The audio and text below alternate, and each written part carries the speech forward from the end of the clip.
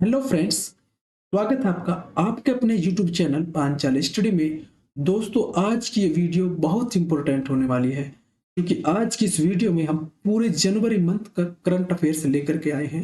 Most 50 plus important current affair question. इस video को देखने के बाद आपके जनवरी मंथ का कोई भी क्वेश्चन नहीं छूटेगा। तो बिना देरी के स्टार्ट करते हैं पहले क्वेश्चन से, समय न गवाते हुए। तो देखिए, पहला क्वेश्चन है आपका, समुंदर के ऊपर देश का पहला कांच का ब्रिज, यानी समुंदर के ऊपर देश का पहला कांच का ब्रिज किस राज्य में बनाया गया। दोस्तों याद रख लें, समुंदर के ऊपर की बात कर रहे हैं। तो समुंदर के ऊपर किस राज्य में बनाया गया? ये बनाया गया आपके तमिलनाडु राज्य में। और तमिलनाडु राज्य बनाया गया, ये देखिए तिरुवल्लुवर की प्रतिमा है, 133 फीट इसकी ऊंचाई है। और ये विवेकानंद रॉक मेमोरियल, इन दोनों को ये जोड़ते हुए बनाया गया है। ये बनाया गया, देखो इस पुल की जो लंबाई है वो 77 मीटर है और चौड़ाई 10 मीटर है। और दुनिया में भी आप फिर कहेंगे दुनिया में सबसे जो बड़ा जो कांच का पुल बनाया गया है वो चीन के झिंजियांग में बनाया गया है। चीन के झांगजियाजी बोल सकते हैं, जिसकी लंबाई 430 मीटर और ऊंचाई 300 मीटर है।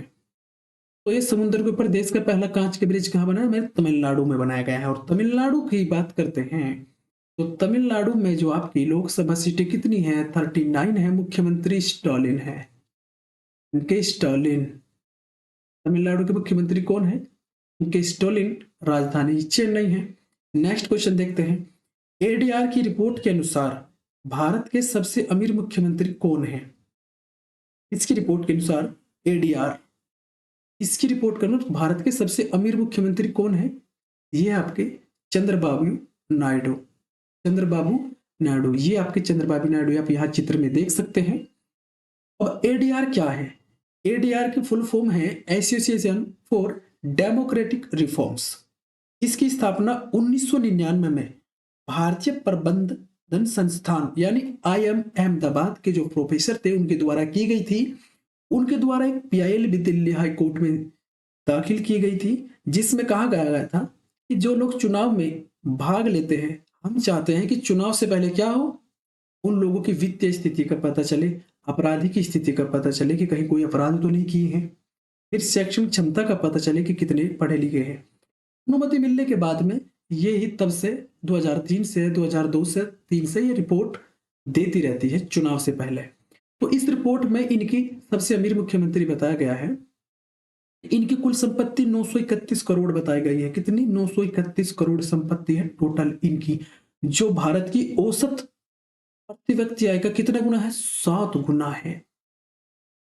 और सबसे गरीब किसको बताया गया है? तो आप देखिए, सबसे गरीब मुख्यमंत्री जो बनी है वो बनी है कौन? ममता बनर्जी। ममता बनर्जी, ममता बनर्जी। इसमें बताया गया है ममता बनर्जी की 15 लाख है इनकी आय। मात्र कितनी? 15 लाख। तो देखते हैं नेक्स्ट क्वेश्चन। दिल्ली सरकार द्वारा शुरू की गई किस योजना में पुजारियों को हर माह 18,000 रुपये दिए जाएंगे? तो दिल्ली सरकार ने एक योजना शुरू की है, यह पुजारी ग्रंथ योजना। कौन सी योजना है? पुजारी ग्रंथी योजना। इसमें केवल रजिस्ट्रेशन, इसमें ऑनलाइन रजिस्ट्रेशन कराना होगा और केवल उन्हीं पुजारियों को दिया जाएगा जो मंदिर में या फिर गुरुद्वारे में कार्यरत है। अब आप कैसे पता करेंगे कि ये किन किन को दिया जाएगा? तो पुजारी कहाँ होते हैं? पुजारी कहाँ होते हैं? आपके मंदिर में होते हैं। ग्रंथ, गुरु ग्रंथ साहिब यानी गुरुद्वारा, आप इसको बता सकते हैं। ये हो गया आपका गुरुद्वारा में हो गया। 18,000 रुपये महीना इसमें दिया जाएगा इस योजना के तहत। और इसमें मस्जिद जो है और चर्च, इनको शामिल नहीं किया गया है। Next question. किस भारतीय क्रिकेटर को ICC player of the year, ICC player of the year के लिए नामित किन को किया गया है? ये किया गया है जसप्रीत बुमराह। गेंदबाज है, भारतीय गेंदबाज जसप्रीत बुमराह को ICC player of the year के लिए नामित किया गया है। और इन्होंने 2024 में 13 टेस्ट मैचों में कितने? 71 विकेट लिए। ये आप देख सकते हैं चित्र में, ये जसप्रीत बुमराह है। Next question. भारतीय खिलाड़ी लक्ष्य सेन क्या नाम है? लक्ष्य सेन ने Kings cup international badminton open 2024 में कौन सा पदक जीता? इन्होंने जीता है कांस्य पदक। ये फोटो में लक्ष्य सेन है। और किसको हराकर इन्होंने पदक जीता है? फ्रांस के एलेक्स लेनियर को हरा करके इन्होंने पदक जीता है। और गृह जनपद इनका रहने वाला है अल्मोड़ा, उत्तराखंड के रहने वाले हैं। अब इसको याद कैसे करोगे? तो लक्ष्य सेन, सेन से आप कर सकते हैं सुनना, सेन से आप याद कर सकते हैं सुनना। तो सुनते किस चीज से आप? कानों से। तो यहाँ पर आप देख सकते हैं ये सेन यानी सुनना, सेन को आप कर सकते हैं सुनना, सबसे रिलेटेड। और सुन किससे सुनते हैं आप? कान से। तो इसको आप याद ऐसे कर सकते हैं। अब ये उत्तराखंड से संबंधित है, तो उत्तराखंड के बारे में बता देते हैं कि उत्तराखंड लोकसभा सीटें कितनी है, ये याद होनी चाहिए आप लोगों के। उत्तराखंड में लोकसभा सीटें कितनी है इस समय? क्या लोकसभा सीटें 5 है उत्तराखंड में। और यहाँ के मुख्यमंत्री इस समय कौन है? पुष्कर धामी। पुष्कर धामी जो है वो सीएम है। 2000 में इसकी स्थापना हुई थी, किसकी? उत्तराखंड की। नेक्स्ट, पश्चिम बंगाल टीम ने किस टीम को हराकर संतोष ट्रॉफी 2024-25 का 78वां संस्करण किसने जीता है? पश्चिम बंगाल ने। और किसको हरा करके? केरल को पराजित करके ये जीता है। अब इसको याद कैसे करेंगे? बंगाल को हम रिलेट करेंगे बंगले से। और बंगला इतना बड़ा है कि उसमें क्या चल सकती है? रेल। बंगला इतना बड़ा है कि उसमें रेल भी चल सकती है। तो केरल, इससे आप रिलेट करके याद रख सकते हैं। ये एक माइंड में आप इमेज बनाएंगे तो आपका याद हो जाएगा। बंगाल को हम बंगले से रिलेट करेंगे और बंगले में इतना बड़ा बंगला है कि उसमें रेल चल सकती है। याद रख लेना ये 78वां संस्करण था। और फाइनल कहाँ हुआ था इसका? 31 दिसंबर 2024 को हुआ था तेलंगाना के किन्नूर में, जेएमसी बालयोगी स्टेडियम। ये भी आपको याद रखना होगा, ये आप पिक्चर में देख सकते हैं। तेलंगाना के मुख्यमंत्री कौन है? जीवंत रेड्डी है, याद रख लेना। इसमें 39 लोकसभा सीट भी है। नेक्स्ट क्वेश्चन देखते हैं। हाल ही में चर्चा में रही ईरा जाधव किस खेल से संबंधित है? ये है ईरा जाधव। देखिए ये है आपकी पीछे देखिए, ईरा जाधव। ईरा जाधव ये क्रिकेट से संबंधित है। इन्होंने ट्रिपल सेंचुरी मारी है। कौन सी सेंचुरी मारी है? ट्रिपल सेंचुरी ईरा जाधव ने। इन्होंने 157 गेंदों में नाबाद 346 रन बनाए हैं, 42 चौके और 16 छक्कों की मदद से, जिसमें 42 चौके और 16 छक्के। ये मुंबई से खेलती है। कहां से खेली है? मुंबई से। रहने वाले भी वही की है। और मेघालय के खिलाफ इन्होंने स्कोर बनाया है। इसके खिलाफ बनाया है? मेघालय के खिलाफ। तो नेक्स्ट क्वेश्चन देखते हैं कि फ्रांसीसी भारतीय संस्कृत विद्वान डॉक्टर पियरे सिल्वेन फिलोजेट का निधन हो गया। इन्हें पद्मश्री दिया गया था। फ्रांसीसी भारतीय का मतलब होता है कि भारतीय मूल के लेकिन फ्रांस में रह रहे थे। ये 2024 में इनको पुरस्कार दिया गया। निधन हो गया है इनका। और इस साहित्य और शिक्षा के क्षेत्र में इनको पुरस्कार दिया गया था। आप इसमें फोटो में देख सकते हैं, ये है doctor Pierre Sylvain Filliozat. Next question. Next question आपका है कि आरबीआई ने 2025 के लिए भारत की जीडीपी वृद्धि का अनुमान कितना लगाया है?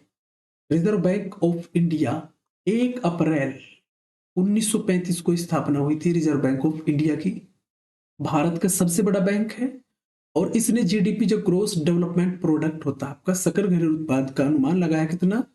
6.6% इसका अनुमान लगाया है। ये आप याद कर सकते हैं इतना। नेक्स्ट क्वेश्चन आपका है किस भारतीय कंपनी को ग्रेट यानी बड़ा, ये सबसे बड़ा कह सकते हैं, प्लेस स्थान, टू वर्क यानी कार्य करने के लिए जो उपयुक्त स्थान है, जो अच्छा जगह है, उसका प्रमाण पत्र दिया गया सेल को। स्टील अथॉरिटी ऑफ इंडिया को दिया गया। Steel authority of India Bharat की कंपनी है, इसको दिया गया। इसके चेयरमैन कौन है? अमरेंदु प्रकाश। ये आप देख सकते हैं। इसमें होता क्या है? इसमें जो होता है, कर्मचारी इस बात को प्रमाणित करते हैं कि यह कंपनी प्लेस जो है काम करने के लिए बहुत उपयोगी होता है। और अपने कर्मचारियों को बेहतर कार्यस्थल प्रदान करना इस कंपनी का लक्ष्य भी है, और इसी वजह से इसको प्रमाण पत्र ये मिला है ग्रेट प्लेस टू वर्क का। नेक्स्ट क्वेश्चन, किस संस्थान के शोधकर्ताओं ने सुई रहित सिरिंज, ये है सुई रहित सिरिंज, विकसित की? ये आईआईटी बॉम्बे ने की है विकसित। इस सुई रहित सिरिंज को बनाने का उद्देश्य क्या है? कुछ लोग ऐसे होते हैं कि बोलते हैं कि भाई इंजेक्शन नहीं लगाएंगे। अब इंजेक्शन नहीं लगवाएंगे किसकी वजह से? सुई की वजह से। और सुई वाले इंजेक्शन से दर्द भी बहुत होता है। अब ये सुई रहित रहेगा ना तो इससे दर्द भी कम रहेगा, प्रेशर पर आधारित होगा, प्रेशर के आधार पर ये अधिक मात्रा में जो है और अच्छी तरह से दवा को शरीर में प्रवेश कराने में मदद करेगा ये, और इससे दर्द भी बहुत कम होगा। ठीक है, आईआईटी मुंबई ने इसको बनाया है। नेक्स्ट क्वेश्चन है कि कितने भारतीय खिलाड़ी को ध्यानचंद खेल रत्न पुरस्कार व अर्जुन पुरस्कार से सम्मानित किया गया? अब कितने लोगों को किया गया? ध्यानचंद पुरस्कार जो दिया गया आपका, ध्यानचंद पुरस्कार दिया आपके 4 लोगों को, और अर्जुन पुरस्कार कितने लोगों को दिया गया? ये 32 लोगों को दिया गया। और इन 32 लोगों में मैं आपको बता दे 17 लोग जो हैं उन्हें पैरा एथलीट के रूप में ये पुरस्कार दिया गया। अब 17 लोग 32 आप अर्जुन पुरस्कार तो याद नहीं कर पाएंगे, लेकिन अर्जुन पुरस्कार की शुरुआत कब हुई थी ये बता देता हूँ। ये 1961 में, ये 1956 में। तो आप इसको 4 लोग, ध्यानचंद पुरस्कार तो 4 है, आप उनको याद कर सकते हैं। मैं इसकी ट्रिक बताता हूँ आपको। ये देखिए कि मनु के केस परवीन के मन को हर लेते हैं, आप ये याद कर सकते हैं कि मनु के केस परवीन के मन को हर लेते हैं। मनु के केस यानी मनु भाकर, इससे तो हो गई आपकी मनु भाकर। और केस का मतलब क्या होगा? डी गुकेश, डी गुकेश, इससे याद कर सकते। ये परवीन कुमार आप याद कर सकते हैं, ये परवीन कुमार। मन हर लेते हैं नहीं हरमनप्रीत, हरमनप्रीत। तो इस तरह से आप याद कर सकते हैं कि मनु जो है उसके केस यानी बाल परवीन के मन को हर लेते हैं। इस तरह से आप इनको याद कर सकते हैं। दोस्तों वीडियो अगर पसंद आ रही हो तो लाइक जरूर करना। नेक्स्ट क्वेश्चन देखते हैं, भारत के किस राज्य में देश की पहली तटीय जलचर पक्षी जनगणना, तटीय जलचर पक्षी जनगणना किस राज्य में की गई? तो ये गुजरात के जामनगर में की गई। इसको करने का उद्देश्य क्या है, क्यों की गई ये?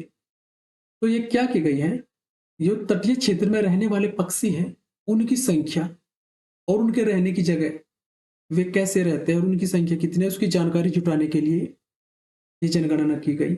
और ये जनगणना 3 जनवरी से लेकर के 5 जनवरी 2025 तक की गई।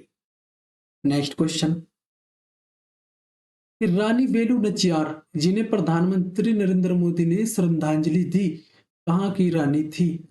ये क्वेश्चन इसलिए इंपॉर्टेंट हो जाता है क्योंकि इसमें हमारे प्राइम मिनिस्टर का नाम आया है। देखो क्वेश्चन करंट के कौन से इंपॉर्टेंट होते हैं, जिसमें राष्ट्रपति किसी को पुरस्कार दे, प्रधानमंत्री दे, या फिर कोई नियुक्ति हो, वो सब इंपॉर्टेंट होते हैं। तो इसमें ये है तमिलनाडु की रानी थी ये, और इन्हें श्रद्धांजलि दी है। इन्होंने क्या किया था ऐसा? तो ये ईस्ट इंडिया कंपनी के खिलाफ युद्ध छेड़ने वाली पहली भारतीय रानी थी। इसके खिलाफ, ईस्ट इंडिया कंपनी के खिलाफ युद्ध छेड़ा था इन्होंने, पहली भारतीय रानी थी ये युद्ध छेड़ने वाली। ठीक है, नेक्स्ट क्वेश्चन, ये इनका फोटो देख सकते हैं, अभी चित्र में देख सकते हैं, ये है। नेक्स्ट क्वेश्चन, सरकार ने संपत्तियों की ई नीलामी के लिए कौन सा ऐप लॉन्च किया? अब क्या होगा, संपत्तियों की ई नीलामी हो गया, नहीं इलेक्ट्रिक रूप से, यानी या कह सकते हैं ऑनलाइन नीलामी हो जाएगी संपत्तियों की अब। और इसके लिए एक ऐप लॉन्च किया है जिसका नाम है बैंक नेट ऐप। इसका क्या काम है? संपत्तियों की ई नीलामी कराना।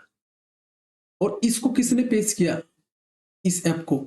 ये वित्तीय सेवा सचिव है एम नागराजू, ये याद रख लेना, एम नागराजू ने इसको पेश किया या फिर लॉन्च किया, ये कह सकते हैं। नेक्स्ट क्वेश्चन, कि दिल्ली में आयोजित ग्रामीण भारत महोत्सव 2025 की थीम क्या है? ये थीम्स वाले क्वेश्चन भी दोस्तों बहुत पूछे जाते हैं एग्जाम में, ये भी याद रखने चाहिए। तो इसकी थीम क्या है? एक लचीले ग्रामीण भारत का निर्माण। इसकी थीम क्या है? एक लचीले ग्रामीण भारत का नाम, बिल्डिंग ए रेलिजेंट रूरल इंडिया। और ग्रामीण वर्ग का जो है, ग्रामीण अर्थव्यवस्था को ऊपर उठाने के लिए ये सब किया गया है। और ये कब किया गया था? दिल्ली में 4 से 9 जनवरी तक, 4 से 9 जनवरी तक। तो ये थीम याद रखनी जो होगी आपको, इंपॉर्टेंट क्वेश्चन बन जाते हैं यहीं से। नेक्स्ट क्वेश्चन, रायतु भरोसा योजना किस राज्य सरकार द्वारा लागू की गई है? ये आपकी रायतु भरोसा योजना तेलंगाना सरकार द्वारा लागू की गई है। और इसमें होगा क्या, इसमें ये है जो भूमि वाले किसान हैं उनको आर्थिक मदद दी जा रही है इसमें। वो मदद कैसे, कि अगर किसी के पास भूमि है खेती करने योग्य, तो उन्हें प्रति एकड़ 12,000 रुपये दिए जाएंगे। कितने? प्रति एकड़ 12,000 रुपये देंगे, ताकि उनकी कुछ मदद हो सके। तो सरकार ने ये योजना इसलिए लागू की है। नेक्स्ट क्वेश्चन है आपका कि गोल्डन ग्लोब अवार्ड 2025 में best motion picture non English language का अवार्ड किस फिल्म को दिया गया? तो ये एमिलिया पेरेज को दिया गया, एमिलिया पेरेज। और ये कहाँ की है? फ्रांस की है। कहाँ की है? फ्रांस की। ये आप देख सकते हैं। नेक्स्ट क्वेश्चन, 10वीं अजंता एलोरा फिल्म फेस्टिवल 2025 में Padmini life time achievement award, Padmini life time achievement award किसको दिया गया? ये साई प्रांजप्पे को दिया गया। किसको दिया? साई प्रांजप्पे। ये क्या है? फिल्म निर्माता है। कौन है ये? फिल्म निर्माता। आप देख सकते हैं ये फोटो में, ये कौन है? साई प्रांजप्पे। नेक्स्ट क्वेश्चन, किस राज्य ने शहीद माधो सिंह हाथ खर्चा योजना का उद्घाटन किया? अब ये योजना शुरू करी ओडिशा राज्य में। किसने? ओडिशा ने। और ओडिशा के मुख्यमंत्री मोहन चंद्र ने ये आयोजित करी। इसका उद्देश्य क्या है? इसका उद्देश्य ये है, जो हम आपको आसान भाषा में समझाते हैं, कि जो अनुसूचित जनजाति के छात्र हैं ना, कक्षा 9 और 10 में जब दाखिला लेंगे, उन्हें 5,000 रुपये सहायता प्रदान की जाएगी दाखिला लेने पर। और उद्देश्य क्या है इसका? ये है कि आदिवासी छात्र जो हैं उन्हें माध्यमिक और उच्चतर माध्यमिक शिक्षा पूरी मिल सके, अनुसूचित जनजाति के। और ये सहायता उन्हीं लोगों को प्रदान की जाएगी जिनकी आय जो है सालाना वो 2.5 लाख तक का होगी। उन उन छात्रों को ही सहायता दी जाएगी जो 2.5 लाख तक का सालाना आय जिनकी होगी, उन्हें दी जाएगी 5,000 रुपये कक्षा 9 कक्षा 10 में प्रवेश लेने के लिए दी जाएगी। और इसका उद्देश्य समझ गए होंगे आप, यही है कि भाई आदिवासी छात्र भी पढ़ सके, उन्हें भी शिक्षा मिले। एक रुझान है भाई। ऐसी बहुत सारी योजनाएं भी, जैसे मिड डे मील योजना शुरू की गई थी, वो भी क्यों की गई थी 1995 में? वो इसलिए शुरू कर दी गई थी मिड डे मील योजना, ताकि जो गरीब वर्ग के लोग हैं जो खाना नहीं खा पाते हैं, ये नहीं करते, वो उसी खाना खाने के बहाने स्कूल में कुछ टाइम रुके तो उन्हें शिक्षा मिले। यही तो की गई थी। नेक्स्ट क्वेश्चन, हाल ही में ऑस्ट्रेलिया ने किसे 3-1 से हराकर बॉर्डर गावस्कर ट्रॉफी, ये बॉर्डर गावस्कर ट्रॉफी भारत को हरा करके जीती है। किसने? ऑस्ट्रेलिया ने जीती है, और भारत को 3-1 से हराया है। ठीक है। नेक्स्ट क्वेश्चन, एचएमपी वायरस का पहला मामला किस राज्य में देखने को मिला है?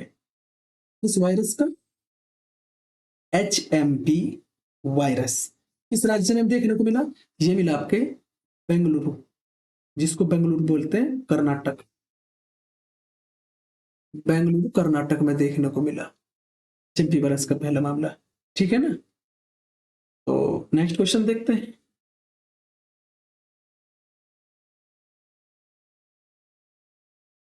नेक्स्ट क्वेश्चन आपका है कि किस राज्य में भारत के पहले जैविक मत्स्य पालन क्लस्टर का शुभारंभ किया गया? अब जैविक मत्स्य पालन क्लस्टर का शुभारंभ किया गया सिक्किम में। सिक्किम में। इसका उद्देश्य क्या है, यह भी पता होना चाहिए कि इसका उद्देश्य है क्या। इसका उद्देश्य है कि टिकाऊ, रासायनिक और एंटीबायोटिक मुक्त मछली पालन प्रथा को बढ़ावा देना। ये आप फोटो में देख सकते हैं, ये जैविक मत्स्य पालन है, सिक्किम ने किया है शुरू। ठीक है। या आप इसको ऐसे भी याद रख सकते हैं कि अगर जैविक मत्स्य पालन करना है, भाई मत्स्य पालन तो नॉर्मली रूप से हो ही जाता है, लेकिन अगर आपको जैविक रूप से करना है तो उसके लिए तो सिक्के लगेंगे। सिक्के को हम कह सकते हैं, पैसे कह सकते हैं कि पैसे लगेंगे, सिक्के लगेंगे अगर जैविक रूप से कराना चाहते हो। भाई हम नॉर्मल तो कर लेंगे मत्स्य पालन, लेकिन अगर आप जैविक रूप से करना चाहते हो तो उसके लिए सिक्के लगेंगे एक्स्ट्रा। तो आप इस तरह से भी इसको याद कर सकते हैं। नेक्स्ट क्वेश्चन है इसमें कि एरो इंडिया 2025 के 15वें संस्करण का आयोजन कहाँ किया गया है? ये 10 से 14 फरवरी तक किया जाएगा। बेंगलुरु के येलहंका वायु सेना स्टेशन में किया जाएगा। ये बेंगलुरु के येलहंका वायु सेना स्टेशन में किया जाएगा। ठीक है, 15वां संस्करण। नेक्स्ट क्वेश्चन है, किस राज्य सरकार ने सिंधु घाटी सभ्यता की लिपि, सिंधु घाटी लिपि आप जानते हैं क्या है? सिंधु घाटी सभ्यता की लिपि जानते हो ना? ये बताई गई है सिंधु घाटी सभ्यता की लिपि। इसमें ये देखो आप, ये लिपि, उसको पढ़ने वालों को $1 मिलियन का पुरस्कार देने की घोषणा की है तमिलनाडु सरकार ने। उसने कहा है कि यदि कोई, तमिलनाडु सरकार ने कहा है कि यदि कोई क्या करेगा, सिंधु घाटी सभ्यता की लिपि को पढ़ लेगा तो हम उसको $1 मिलियन का पुरस्कार दे देंगे। ठीक है, के स्टालिन ने कहा है। स्टालिन कौन है? तमिलनाडु के मुख्यमंत्री। तमिलनाडु में लोकसभा सीटें कितने हैं? 39 है। इतना भी याद रखिए। नेक्स्ट, लोकसभा अध्यक्ष ओम बिरला। यही से क्वेश्चन देखो पहले, लोकसभा अध्यक्ष कौन है हमारे? ओम बिरला। कहा पंचायत से संसद तक 2.0 का उद्घाटन किया? पंचायत से संसद तक ये 2.0 का उद्घाटन किया, ये नई दिल्ली में किया। नई दिल्ली के भारत मंडपम में ये किया गया। और इसका उद्देश्य क्या है? इसका उद्देश्य यह है, जो अनुसूचित जनजाति की जो महिलाएं हैं ना, उनके वो प्रतिनिधि है, उनको प्रावधान, संसदीय प्रक्रिया और शासन व्यवस्था पर गहन जानकारी देना है, जिसमें प्रस्तावना का पाठ कराया जाएगा। ठीक है, और इसमें क्या हुआ, इस कार्यक्रम में 22 राज्य और केंद्र शासित प्रदेशों को मिलाकर लगभग 502 एसटी महिलाएं, कितनी? 502 एसटी, शेड्यूल्ड ट्राइब, ठीक है ना, अनुसूचित जनजाति महिलाओं ने भाग लिया इसमें। अनुसूचित महिलाएं, ये निर्वाचित महिला प्रतिनिधि थी जी, उन्होंने जो भाग लिया है। ठीक है, नेक्स्ट क्वेश्चन, इसरो का नया अध्यक्ष किसे नियुक्त किया गया? तो ISRO, Indian space research organisation, 1969 में इसकी स्थापना हुई थी, आप जानते हैं। और इसरो के अध्यक्ष किसको बनाया गया है? वी नारायण। आप देख सकते हैं, ये है आपके V Narayan, Indian space research organisation के नए चीफ। और इन्होंने किसकी जगह ली है? सोमनाथन। किसकी जगह ली है? एस सोमनाथ की जगह इन्होंने ली है। एस सोमनाथ की जगह इन्होंने ली है इसरो के। नेक्स्ट क्वेश्चन, भारतीय एथलेटिक्स महासंघ AFI का अध्यक्ष किसे नियुक्त किया गया? ये नियुक्त किया गया है बहादुर सिंह साहू। बहादुर सिंह साहू को किया गया है। ये है बहादुर सिंह साहू। इन्होंने 2002 में गोला फेंक में क्या जीता था? स्वर्ण पदक भी जीत चुके हैं ये। ठीक है, नेक्स्ट क्वेश्चन,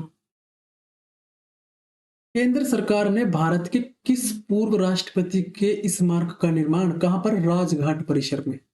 अब राजघाट परिसर में किसका है? गांधी जी का है। तो और इन्होंने मंजूरी दे दी है किसका बनाने के लिए? प्रणब मुखर्जी, जो हमारे पूर्व राष्ट्रपति रह चुके हैं, उनका बनाने के लिए दे दिया कि उनका स्मारक भी राजघाट परिसर में बनेगा। इंपोर्टेंट क्वेश्चन है ये, प्रणब मुखर्जी आप देख सकते हैं चित्र में, ये है। नेक्स्ट, नेक्स्ट क्वेश्चन है कि किस राज्य सरकार ने पार्थ योजना की घोषणा की है? ये की है मध्य प्रदेश सरकार ने। और मध्य प्रदेश सरकार ने ये पार्थ योजना की घोषणा की। मध्य प्रदेश के मुख्यमंत्री कौन है? मोहन, मोहन यादव है। मध्य प्रदेश में अगर लोकसभा सीटें कहें ना तो 29 होगी। ये पार्थ का पूरा रूप क्या है? क्वेश्चन पूछ जा सकता है कि पार्थ योजना शुरू की है मध्य प्रदेश में, उसका पूर्ण रूप बताओ। तो इसका मतलब पुलिस, आर्मी, रिक्रूटमेंट, ट्रेनिंग, हुनर। ये योजना 8 जनवरी को इसका शुभारंभ हुआ था। 8 जनवरी को इसका शुभारंभ भी हुआ था। इसमें क्या होगा? शारीरिक ट्रेनिंग दी जाएगी, जो युवाएं हैं उन्हें शारीरिक ट्रेनिंग भी दी जाएगी और परीक्षा की तैयारी भी करवाई जाएगी। ऑनलाइन फॉर्म भरवाए जाएंगे इसके लिए। और ये जो ट्रेनिंग सेंटर चलेगा ना, वो युवाओं द्वारा दी गई फीस है ना, उसी से चलाया जाएगा। तो ये पार्थ योजना मध्य प्रदेश आप याद रख सकते हैं। नेक्स्ट क्वेश्चन, देश के किस देश के क्रिकेटर मार्टिन गुप्टिल, ओ या ये किस देश के क्रिकेटर जो है मार्टिन गुप्टिल है? ये फिर हट जाता है, यहां से लिखना पड़ेगा ये मार्टिन गुप्टिल। चलो कोई नहीं, मार्टिन गुप्टिल क्रिकेट से संन्यास लेने की घोषणा की, ये किसने की है? ये क्या हो रहा है इसमें यार, लिखा नहीं जा रहा क्या?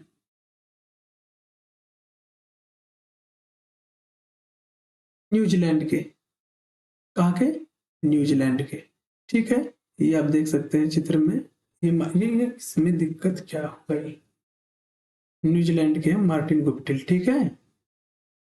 ये न्यूजीलैंड के मार्टिन गुप्टिल, इन्होंने अंतर्राष्ट्रीय क्रिकेट से संन्यास लेने की बात कही है। अंतर्राष्ट्रीय क्रिकेट से कहा कि मैं संन्यास ले लूंगा। नेक्स्ट क्वेश्चन, गरुड़ाक्षी ऑनलाइन एफआईआर प्रणाली किस राज्य ने शुरू की? अब ये गरुड़ाक्षी ऑनलाइन एफआईआर प्रणाली है क्या, इसके बारे में पता होना चाहिए कि क्या है ये, क्या नहीं है। तो पहले तो देख लो ये किसने शुरू किया, ये कि आपके कर्नाटक राज्य ने शुरू की है। कर्नाटक, कर्नाटक में हम तो कहेंगे 28 लोकसभा सीटें हैं। सिद्धारामैया इसके मुख्यमंत्री है। कौन? सिद्धारामैया इनके मुख्यमंत्री हैं। इतने भी आप जा सकते हैं। और गरुड़ाक्षी ऑनलाइन प्रणाली क्या होती है? आपको जैसे अतिक्रमण होते हैं, अवैध अतिक्रमण वनों में, अवैध कटाई होती है, शिकार होते हैं, उसमें त्वरित कार्रवाई के लिए, ताकि कम समय लगे, इसलिए ऑनलाइन एफआईआर प्रणाली है गरुड़ाक्षी, आप समझ सकते हैं, ये शुरू करी गई है। समझिए कि वन तो संबंधित है, वन क्षेत्र से संबंधित है, या वनों के अधिकारी के लिए लागू की गई। जैसे अवैध कटाई होती है पेड़ पौधों की वनों में, या फिर अवैध रूप से शिकार कर लेते हैं, तो उस कार्रवाई में बहुत टाइम लगता है, इसलिए ऑनलाइन इसका काम शुरू करने के लिए कहा गया है। नेक्स्ट क्वेश्चन इसमें है कि आपका देखिए क्वेश्चन है कि हेनले पासपोर्ट सूचकांक 2025 में भारत का कौन सा स्थान है? भारत का कौन सा स्थान मिला? 85वां। और पहला स्थान किसको मिला? ये मिला सिंगापुर को, पहला स्थान मिला। अब इसके बारे में बताते हैं कि पासपोर्ट सूचकांक होता क्या है। पासपोर्ट सूचकांक ये होता है, इसके द्वारा शक्तिशाली पासपोर्ट देखा जाता है। इस सूचकांक में जिसकी जितनी कम रैंक होगी वो उतना ही शक्तिशाली पासपोर्ट वाला देश होगा, और जिसका सबसे ज्यादा शक्तिशाली पासपोर्ट होता है वो उतने ही उस देश का नागरिक अपने पासपोर्ट की मदद से बहुत सारे देशों में वीजा मुक्त यात्रा कर लेता है। जैसे भारत की है 85वां है, तो भारत जो है 57, भारत का जो पासपोर्ट धारक आदमी है, व्यक्ति है, वो 57 देशों में वीजा मुक्त यात्रा कर सकता है। ठीक है, पहले 2024 में भारत की रैंकिंग जो थी 2024 में कितनी थी? 2024 में 80 नंबर पे थी, और ये नीचे गिर गया, 85वें पे चला गया। सिंगापुर पहले स्थान पर है, और सिंगापुर जो है टोटल 195 देश, सिंगापुर का जो पासपोर्ट धारक व्यक्ति है या फिर सिंगापुर का नागरिक है, जो जिसके पास सिंगापुर का पासपोर्ट है, वो 195 देशों में वीजा मुक्त यात्रा कर सकता है। टोटल 199 देशों में से 195 देशों में वीजा मुक्त यात्रा कर सकता है। और सबसे खराब स्थिति किसकी रही इसमें? अफगानिस्तान 106 नंबर पर आपका रहा। कौन? अफगानिस्तान रहा। पाकिस्तान 103 नंबर पर रहा। तो पासपोर्ट सूचकांक पता चल गया, जितनी ज्यादा रैंकिंग होगी वो उतने ही नीचे जाएगा, और जितनी कम होगी वो उतना ऊपर जाएगा। इसमें उल्टा होता है थोड़ा, देख सकते हैं ना। जैसे प्रथम सिंगापुर ने प्राप्त किया है, तो सबसे ज्यादा देशों में इसके नागरिक जो है वीजा मुक्त यात्रा कर सकता है। नेक्स्ट, किस राज्य सरकार ने बीमा सखी योजना शुरू करी है? बीमा सखी योजना क्या है, ये भी पता होना चाहिए कि बीमा सखी योजना क्या होती है। ये योजना शुरू की है गोवा सरकार ने, गोवा सरकार ने शुरू की है। और इस योजना में क्या है, जो 18 से 70 वर्ष तक की 10वीं पास महिलाएं जो हैं, उन्हें 3 साल के प्रशिक्षण के बाद क्या कर जाएगा? एलआईसी में एजेंट के रूप में। कहने का मतलब क्या है कि जो 18 से 70 वर्ष तक की महिलाएं हैं जिन्होंने 10वीं पास की हो, उन्हें 3 साल का प्रशिक्षण दिया जाएगा। उसके बाद वे एलआईसी एजेंट के रूप में काम कर सकती है, जिनके लिए उन्हें वित्तीय सहायता भी दी जाएगी, यानी पैसा दिया जाएगा। एक तरह से ये कहा है कि महिलाओं को रोजगार ही दिया जा रहा है इस योजना के तहत गोवा में। नेक्स्ट क्वेश्चन, नेक्स्ट क्वेश्चन आपका है कि केंद्र सरकार ने 2025 में किस भाषा को शास्त्रीय भाषा का दर्जा दिया? अब शास्त्रीय भाषा क्या होती है, देखो मैं बताता हूँ। शास्त्रीय भाषाएं वे भाषाएं जैसे उन भाषाओं में शामिल किया जाता है जो सबसे फेमस भाषा हो, या सबसे ज्यादा बोली जाती हो, या फिर कह सकते हैं कि सबसे पुरानी भाषा जो होती है, पूर्व रूप से पहले से ही चली आ रही है, प्राचीन है जो, उसे शास्त्रीय भाषा के रूप में शामिल किया जाता है। 2025 में देखो इसमें लिख रहा है, आपको देख सकते हैं क्वेश्चन कि मराठी को शामिल किया गया। पहले शास्त्रीय भाषाएं कितनी थी? अब कितनी हो गई? 11, 13 नहीं 11 है। ये 13 नहीं है, 11 भाषाएं हैं। कितनी है? अब कुल 11 शास्त्रीय भाषाएं हैं। पहले 6 थी और 5 2024 में कितनी भाषाएं शामिल करी गई? 2024 में 5 करी गई और पूर्व में थी कितनी? 6 थी। तो ये टोटल 11 हो गई अब। ठीक है। अब ये देखो, ये है तमिल संस्कृत।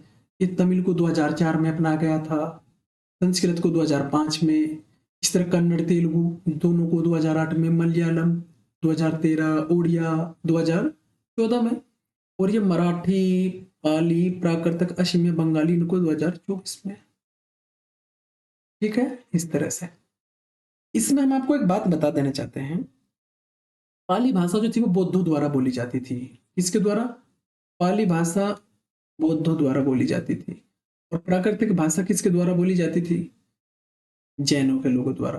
ठीक है, तो इसमें इसका आपका ये याद हो गया होगा। नेक्स्ट क्वेश्चन इसमें देखते हैं कि राष्ट्रपति द्रौपदी मुर्मू ने किसे प्रवासी भारतीय सम्मान पुरस्कार 2025 से सम्मानित किया? प्रवासी भारतीय सम्मान क्यों दिया जाता है ये भी पता होना चाहिए। और ये 10 जनवरी को दिए गए। 9 जनवरी को महात्मा गांधी जी वापस आए थे दक्षिण अफ्रीका से, इसलिए उनके सम्मान में ये पुरस्कार दिया जाता है। गांधी जी की वापसी के लक्ष्य में दिया जाता है। और ये दिया गया डॉक्टर सैयद अनवर खुर्शीद को दिया गया। ठीक है, और ये क्यों दिया गया? स्वास्थ्य सेवा, सामुदायिक कल्याण और सऊदी अरब संबंधों को बढ़ावा देने के लिए। इन्होंने एक काम और भी किया था। जब लॉकडाउन चल रहा था, आप देखते होंगे कोरोना टाइम में लॉकडाउन भी चल रहा था, उस टाइम पे इन्होंने बहुत सारा अपना योगदान भी दिया था। महामारी के दौरान हज यात्री थी, उनका समर्थन किया। और भी बहुत सारी चीजें इन्होंने की। नेक्स्ट क्वेश्चन, यहाँ इसमें आप देख सकते हैं ये वाले हैं, यहाँ पर देख सकते हैं ये वाले हैं, फोटो में दिखे सैयद अनवर खुर्शीद। नेक्स्ट, हाल ही में चर्चा में रही ईरा जादव। ये क्वेश्चन दोबारा रिपीट हो चुका है, इसके बारे में हम आपको बता भी चुके हैं क्वेश्चन के बारे में।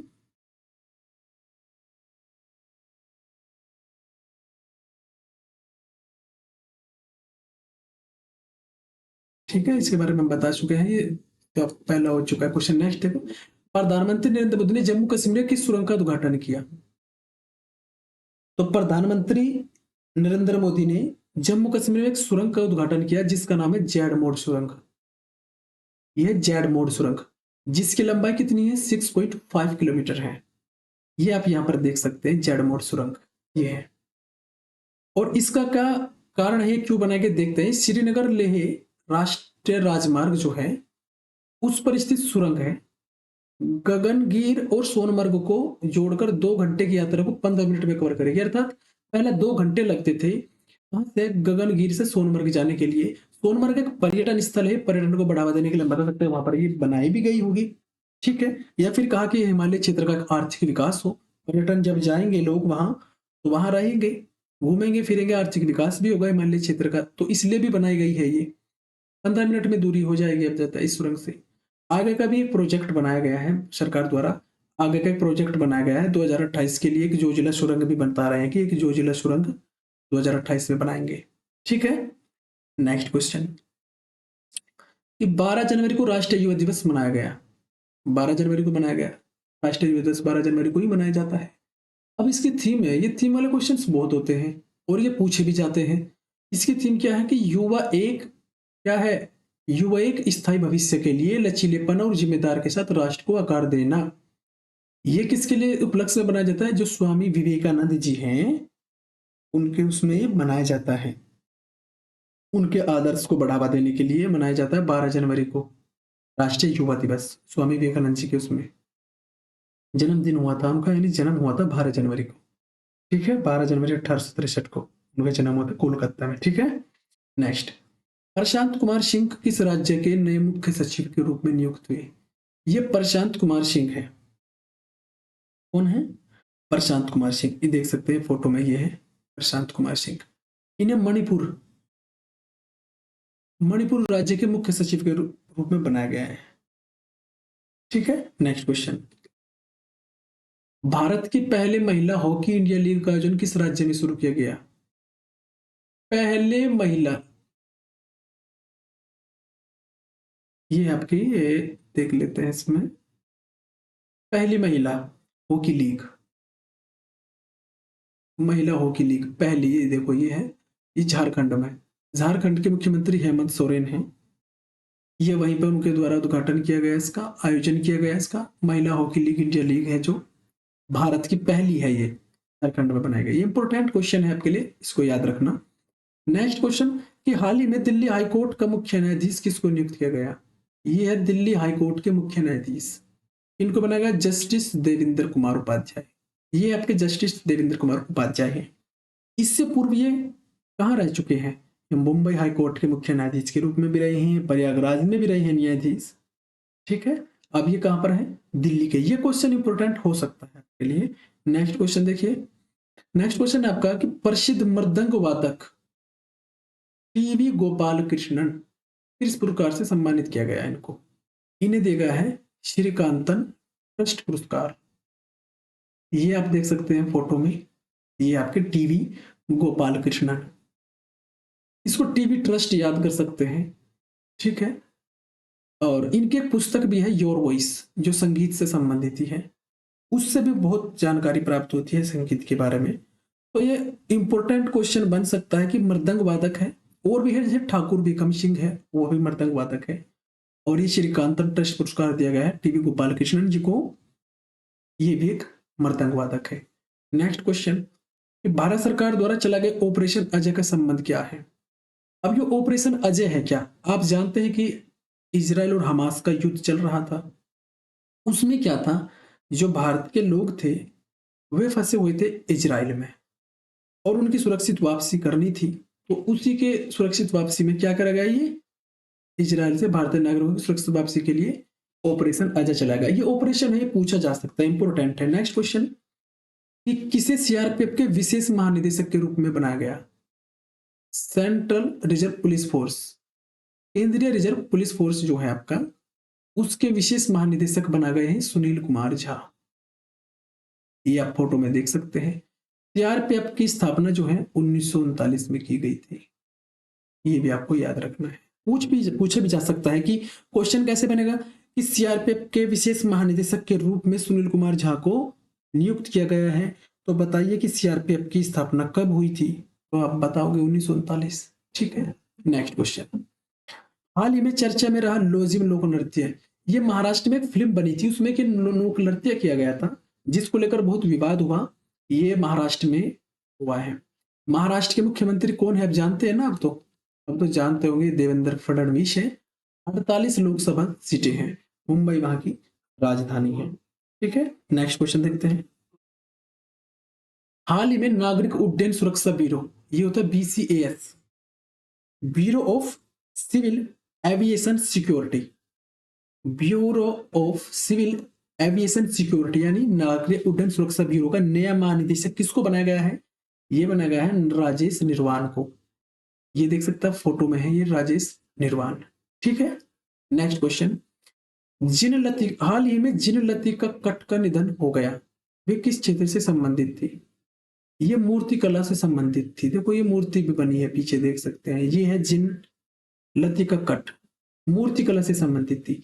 ये क्वेश्चन निधन वाले होते हैं, नियुक्ति वाले होते हैं, प्रधानमंत्री राष्ट्रपति जो पुरस्कार देते हैं, कुछ पुस्तकें होती है, ये करंट के मोस्ट इंपोर्टेंट क्वेश्चन होते हैं। ठीक है ना, इनको तो छोड़ना ही नहीं।